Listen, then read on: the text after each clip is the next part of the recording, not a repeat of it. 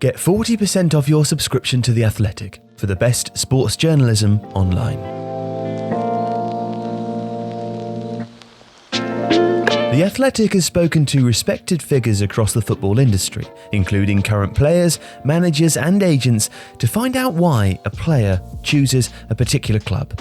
One agent describes it simply as the 3 Fs: football, finance and family. Now, in some transfers where more than one offer is on the table, other parties also have a bigger say. Lee Johnson, the former Bristol City manager, talked last season about family fees becoming part of the invoice of payments, which are due in order to complete a deal. A senior member of staff at the top of a Premier League club has told The Athletic that this is a growing problem in the game, with parents and family members crossing the professional-personal boundaries with increasing regularity. At times, their role is official, and other times, less so. One Premier League player's parents demanded a 6-figure sum last summer purely on the basis of him being their son.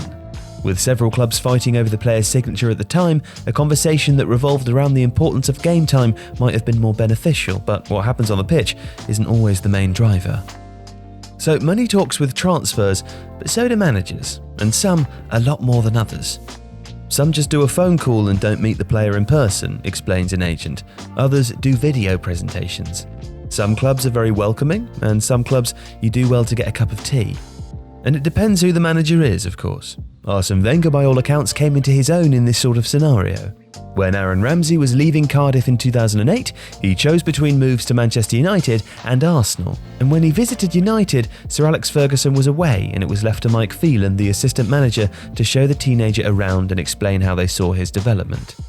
Arsenal, in contrast, flew Ramsey and his parents out to Switzerland to meet Wenger, who was working as a pundit at the European Championship finals that summer, and the Frenchman explained face-to-face how he saw the player's career panning out over the next few years. Last year, a current England international had a couple of clubs competing for him and met both face-to-face. At the first club, the manager and director of football casually chatted to the player and his agent over a cup of tea around a table. At the second club, the manager brought one of his coaching staff with him and went through a lengthy and detailed video presentation explaining exactly how they saw the player fitting into the team's system. And naturally, the player chose to join the second club. But of course, it's not a one-size-fits-all approach. The championship manager explains that what works for one player won't necessarily work for another. I'll always have a presentation ready just to explain who we are and how he fits into that, but not all players want a presentation. Sometimes they just want to hear you and see it in your eyes, he says. Location is also a bigger factor than people might imagine when it comes to transfer deals. Some players worry about upsetting partners who feel happy in the area where they're living, or about having to disrupt their children's schooling. This summer, a championship player swapped a club that had been challenging for promotion for one that was fighting relegation. He even accepted a wage cut. Now, while that may sound strange, there were more positives than negatives to the transfer because the location of his new club suits his partner far better. He has an extra year on his contract and will be a first-team regular. And while domestic players can be swayed by family ties to a particular area, London continues to have a magnetic attraction for those coming from overseas. It's more of a cosmopolitan place, says another agent. If you're French, you park up in South Kensington.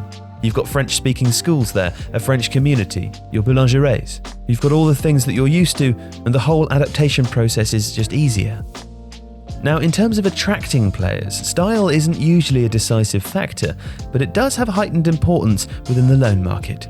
If a player's career development is an absolute priority, then the brand of football, along with the opportunities being promised to him, will be hugely important to clubs when they're agreeing to let somebody go out on loan. One member of staff at a top Premier League club is staggered by how ill-prepared and unprofessional clubs can be when inquiring about loan players. For example, some clubs, and this includes Premier League level, have no qualms about ringing up and asking if anybody is available and taking whomever is on offer.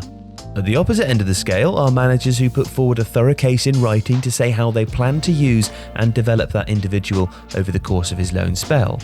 When Bristol City signed Tammy Abraham in 2016, for instance, Lee Johnson went to Chelsea's training ground and put on a presentation for Michael Eminalo, who was the club's director of football at the time, and later met the player's family. "That's when he earned my family's trust and my trust, really," Abraham later offered. "He told me about the stadium, the players, who I would get on with, and it was from there I knew it was Bristol City where I wanted to be."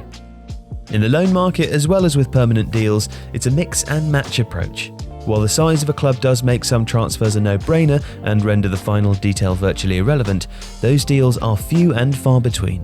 More often, what it is that appeals about a move has to be adapted around the personality of the player, his needs, age, and priority. With dedicated journalists for every Premier League team, hours of podcasts specific to your club, and hundreds of writers covering 10 other sports, The Athletic is the best place for sports journalism online. And you can now get 40% off an annual subscription, that's just £3 a month, to join Tifo at The Athletic. Thank you for watching today's video.